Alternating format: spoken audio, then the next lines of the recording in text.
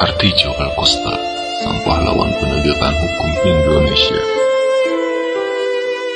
Suatu ketika IBHRS pernah bercerita tentang Artijo Alkostar kepada para pengurus FPI, Front Pembela Islam, bahwa saat awal FPI didirikan tahun 1998, Artijo datang berkunjung ke IBHRS di Petamburan sambil membawa beberapa murid terbaiknya, para advokat lulusan UII, Universitas Islam Indonesia, Yogyakarta, yang berdomisili di Jakarta.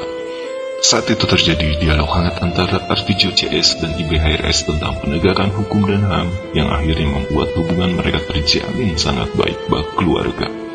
Sejak saat itu, Artijo secara rutin sebulan sekali dengan motor Vespa bututnya datang ke Petamburan untuk memberi kuliah hukum dan HAM kepada seluruh pengurus DPP FPI dan laskarnya. Bahkan Artijo mewakafkan murid-murid favoritnya, alumni UII, untuk memegang Departemen Hukum dan HAM FPI, sekaligus membentuk LBHF, Lembaga Bantuan Hukum FPI.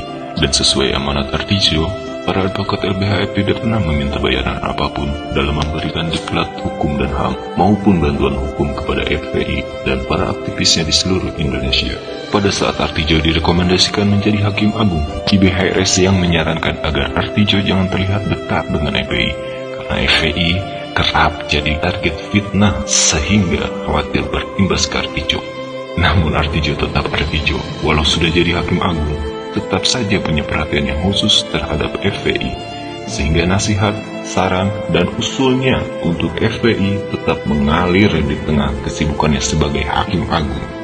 Dan para advokat yang diwakafkan Artijo untuk FPI pun, hingga detik terakhir saat FPI dibubarkan pada tanggal 30 Desember 2020, mereka masih tetap berkhidmat di LBHF DPP FPI, dan sampai kini pun mereka tetap setia menjadi pengacara IBHRS.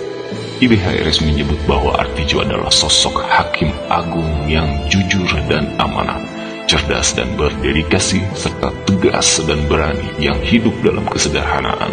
Bagi IBHRS, bahwa Artijo Alkostar adalah sang pahlawan penegakan hukum Indonesia, menjadi kebanggaan bangsa Indonesia pada umumnya, dan kebanggaan FPI secara khusus.